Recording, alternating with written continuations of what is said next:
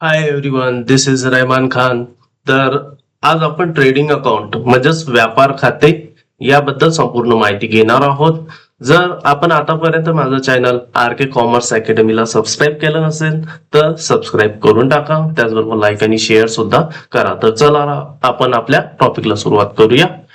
Trading account म्हणजेच व्यापार खाते. व्यापार व्यापार हा शब्द ऐकता आपल्याला समजते की व्यापार म्हणजे खूप एक भीड असलेली जागा. तिथे खूप सारी दुकाने असतात. तर आपण व्यापार कशाला म्हणायचं, तर वस्तूची प्रत्यक्ष खरेदी विक्री म्हणजेच व्यापार. आणि व्यापार खाते म्हणजेच आपण ज्यामध्ये व्यापाराशी संबंधित सर्व घडामोडीचा हिशोब ठेवत असतो, ज्यामध्ये आपल्याला व्यापारामध्ये नफा झाला आहे की तोटा झाला आहे हे कळते. म्हणजेच त्यालाच आपण व्यापार खाते असं म्हणतो. तर चला आपण याच्या काही व्याख्या केलेल्या आहेत त्या आपण बघूया. तर व्यापार खाते, trading account shows the result of buying and selling transaction of a business. म्हणजेच व्यापार खाते हे व्यवसायाच्या खरेदी विक्रीशी व्यवहारामधून मिळणाऱ्या मूळ नफा किंवा तोट्याचे गणित दाखवणारे खाते आहे. It is prepared to find out the gross profit और gross loss from core trading activity. म्हणजेच हे खाते व्यवसायाच्या मूळ व्यवहारामधून मिळणाऱ्या नफा तोट्याचे प्राथमिक विश्लेषण करते. Trading account is the first part of final account and helps to assess business activity. व्यापार खाते हे अंतिम खात्याचा म्हणजेच फायनल अकाउंट चा पहिला भाग असून त्यातून व्यवसायाची कार्यक्षमता कळते. It's include direct expense and direct income related to trading account operations. या खात्यात थेट खर्च म्हणजेच डायरेक्ट एक्सपेन्स आणि थेट उत्पन्न डायरेक्ट इन्कम याचा समावेश होतो. म्हणजे आपण व्यापारामध्ये व्यापारी जे काही आपला कच्चा माल खरेदी करतो किंवा पक्काच माल खरेदी करत असेल तर त्यासाठी त्याला डायरेक्ट जे काही खर्च लागत असते म्हणजेच मालाची खरेदीचा खर्च, त्याला आणण्याचा खर्च, विविध प्रकारचे असे थेट खर्च होत असतात. तर याचा आपण यामध्ये समावेश करत असतो. आणि थेट उत्पन्न डायरेक्ट इन्कम याचा समावेश असतो. तर डायरेक्ट इन्कम म्हणजे विक्रीपासून त्याला डायरेक्ट किती पर्सेंटेज मध्ये इन्कम झालेला आहे हे यामध्ये आपण याचा समावेश होत असतो. It provides information about profit or loss from goods trading. म्हणजेच व्यापार खाते हे व्यापाऱ्याला त्याच्या मालाच्या व्यवहारामधून मिळणाऱ्या नफा तोट्याची माहिती देते. म्हणजे व्यापार खात्यामध्ये आपण खरेदी आणि विक्री यांच्यामधून जो काही नफा होत असेल त्याची माहिती आपल्याला मिळत असते. आता आपण याचे काही उद्देश बघणार आहोत. तर याचा पहिला उद्देश आहे ग्रॉस प्रॉफिट शोधणे. व्यवसायातील मूळ नफा किती झाला आहे हे कळते. तर व्यापार खात्याचा मूळ उद्देश हेच आहे की व्यापारामध्ये नफा झाला आहे की तोटा झालेला आहे, हा त्याचा मुख्य उद्देश आहे. त्यानंतर ग्रॉस लॉस शोधणे, तेच आपण आता बघितलं की नफा झाला आहे की तोटा झालेला आहे. म्हणजेच ग्रॉस लॉस झाला असेल तर व्यवसाय तोटा झाला आहे का हे आपल्याला समजते. 3, खरेदी विक्रीचे विश्लेषण. आता माल खरेदी व विक्री व्यवहाराची आपल्याला तुलना करता येते की आपल्याला कोणत्या मालावर प्रॉफिट झालेला आहे आणि कोणत्या मालावर आपल्याला हानी झालेली आहे हे आपल्याला कळते. 4, थेट खर्च तपासणे.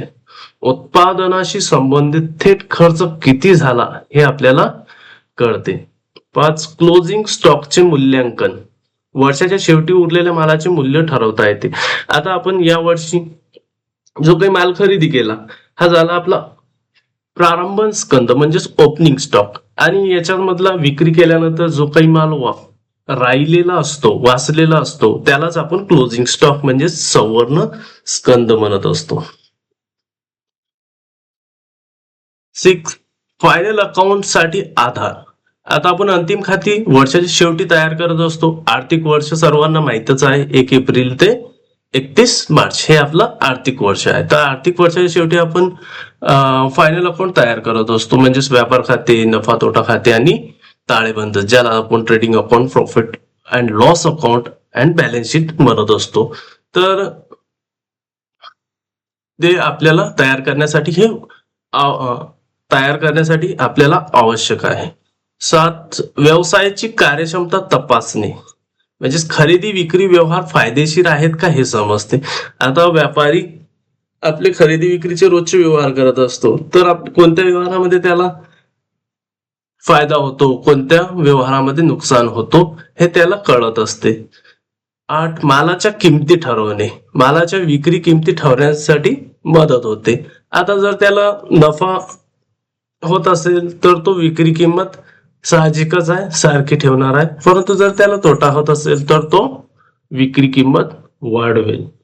9 व्यवसाय धोरण ठरवणे, भविष्यातील खरेदी विक्री धोरण आखण्यासाठी माहिती मिळते.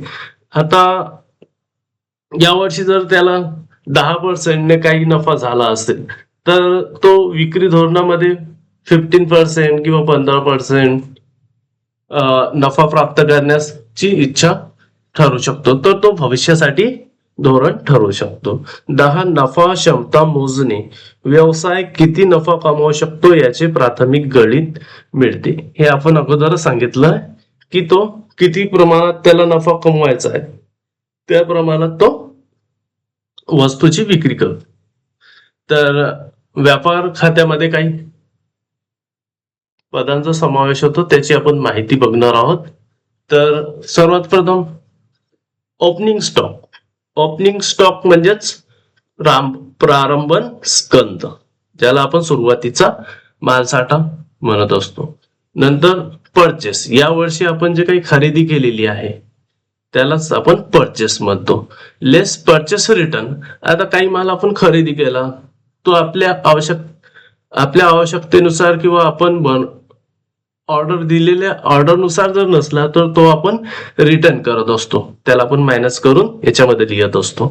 कॅरिएज इनवर्ड म्हणजे आगत वाहन व्यय. आता आगत वाहन व्यय तुम्हाला माहितच आहे की माल खरेदी केला तर तो आणण्यासाठी वाहन लागणारच आहे, तर त्याचं जे काही रेंटल असते ते आपल्याला द्यावं लागते. त्यानंतर वेजेस, जो काही माल आपण बोलावलेला आहे त्याला उतरवण्यासाठी, तसेच आपल्या दैनंदिन रोजच्या कामासाठी आपण मजूर ठेवत असतो, तर त्यासाठी आपल्याला वेजेस द्यावेच लागते. फ्रेट म्हणजेच भाडे. आता भाडे, विविध प्रकारचं भाडं आपल्याला. आता एक गोष्ट इथं मला सांगायची आहे तुम्हाला की व्यापार खात्यामध्ये खरेदीशी संबंधित म्हणजे माल आपण जो काही बोलावतो डायरेक्ट, तर डायरेक्ट जे काही एक्सपेन्स असतात ते यामध्ये येत असतात. त्यानंतर आहे ओकट्राय. ओकट्राय म्हणजे टोल नाका, भृती आपण ज्याला म्हणतो. तर आपला माल आणण्यासाठी जे काही नाका किंवा जे काही टॅक्स लागत असतं ते आपण इथं पेड करत असतो, तर ते पण इथं लिहिले जाते.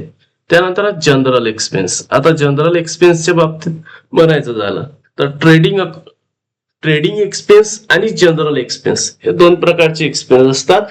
जर आपल्याला ते फायनल अकाउंट तयार करण्यासाठी बेरीज दिलेली असते, तर त्या बेरजेमध्ये जर ट्रेडिंग एक्सपेन्स जर असेल तर आपण ट्रेडिंग एक्सपेन्स हा व्यापार खात्यामध्ये लिहू आणि जनरल एक्सपेन्स हा प्रॉफिट अँड लॉस म्हणजे नफा तोटा खात्यामध्ये लिहू. पण इथं आपल्याला ट्रेडिंग एक्सपेन्स दिलेला नाही, तर आपण काय करू, जो जनरल एक्सपेन्स आहे हा व्यापार खात्याच्या डेबिट बाजूला लिहू. त्यानंतर फॅक्टरी एक्सपेन्स. आता फॅक्टरी असेल किंवा आपला काही शॉप असेल, दुकान असेल, त्यामध्ये आपल्याला विविध प्रकारचे खर्च करावा लागतात, काही टूल्स वगैरे घ्यावे लागतात त्यामध्ये विविध प्रकारचे, तर तो सुद्धा खर्च आपण इथं लिहित असतो. त्यानंतर आहे पॉवर अँड फ्यूल म्हणजे शक्ती आणि इंधन. इंधन म्हणजे आपल्याला माहितच आहे तेल, ऑइल वगैरे. तर व्यापाराला जे काही ऑइल वगैरे, पॉवर, शक्ती म्हणजे वीज लागत असते ते पण आपण इथं लिहित असतो. अदर डायरेक्ट एक्सपेन्स म्हणजे इतर विविध खर्च. तर इतर विविध खर्च व्यापाऱ्याला विविध खर्च करावे लागतात, तर ते पण आपण इथं लिहित असतो डेबिट बाजूला. त्यानंतर क्रेडिट साईड. क्रेडिट साईडला आपण सेल्स लिहित असतो. सेल्स म्हणजेच विक्री, मालाची विक्री किती झाली हे आपण इथं लिहित असतो. त्यानंतर त्याच्यामधून मायनस म्हणजेच लेस सेल्स रिटर्न. आता बऱ्याचदा विकलेला माल हा परत येत असतो, कारण कस्टमरला जर पटला नाही तर तो माल परत आणून देतो. तर सेल्स रिटर्न ते पण आपण इथं लिहित असतो, ते सेल्स मधून मायनस करावे लागते. क्लोजिंग स्टॉक म्हणजेच संवरण स्कंद, शेवटचा माल. म्हणजे आपण या वर्षामध्ये जो काही माल खरेदी केलेला आहे आणि विकला आहे, त्यामधून जो काही राहिलेला आहे त्यालाच आपण क्लोजिंग स्टॉक म्हणजे संवरण स्कंद, शेवटचा माल म्हणत असतो. त्यानंतर गुड्स डिस्ट्रीब्युटर्स म्हणजे जे काही आपले वितरक आहेत ते पण आपण इथं लिहित असतो. अदर डायरेक्ट इन्कम, आपल्याला डायरेक्ट जे काही उत्पन्न होत असतात ते आपण इथं लिहित असतो. यानंतर आपण ट्रेडिंग अकाउंट टेबल फॉर्मॅट बघणार आहोत.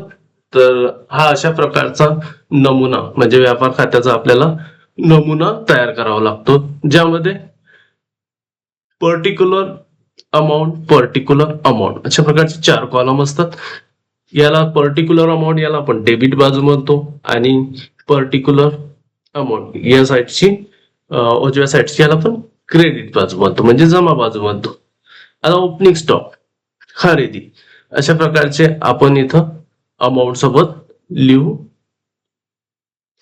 लिहून घेतो. त्यानंतर अशा प्रकारचे opening stock, purchase return, carriage inward, wedges, freight, octroi, factory expense, power and fuel, other direct expense आणि ग्रॉस प्रॉफिट. म्हणजे ग्रॉस प्रॉफिट अगोदर लिहत नाही आपण, याची टोटल आपण पूर्ण करतो आणि जमा बाजू म्हणजे क्रेडिट साईडची क्रेडिट साईड मध्ये सेल्स रिटर्न आणि क्लोजिंग स्टॉक आणि अदर इन्कम अशा प्रकारचे पद लिहत आपण असतो जमा बाजूला. तर ज्या साईडची टोटल आपली जास्त येते ते आपण इथं खाली लिहत असतो आणि या साईडला पण लिहत असतो. जर ग्रॉस लॉस होत असेल तर तो आपण त्यामधील फरक इथं वजा करून लिहत असतो. जर जमा बाजूची शिल्लक जास्त असेल तर ग्रॉस प्रॉफिट येणार आहे, हे साहजिकच आहे, तर ते आपण इथं लिहत असतो. आता ग्रॉस प्रॉफिट सीडी म्हणजे कॅरी डाऊन, म्हणजे हे आपल्याला ग्रॉस प्रॉफिट नफा तोटा खात्याला स्थानांतर करावं लागतं. आणि ग्रॉस लॉस बीडी म्हणजे बॅलन्स ब्रॉट डाऊन, हे आपल्याला आता इथं हे लॉस जमा बाजूला आहे तर हे प्रॉफिट अँड लॉसच्या डेबिट बाजूला येईल आणि क्रॉस प्रॉफिट हे नावे बाजूला आहे तर हे प्रॉफिट अँड लॉसच्या क्रेडिट बाजूला येईल. अशा प्रकारे आपण ट्रेडिंग अकाउंट फॉर्मॅट तयार करू शकतो.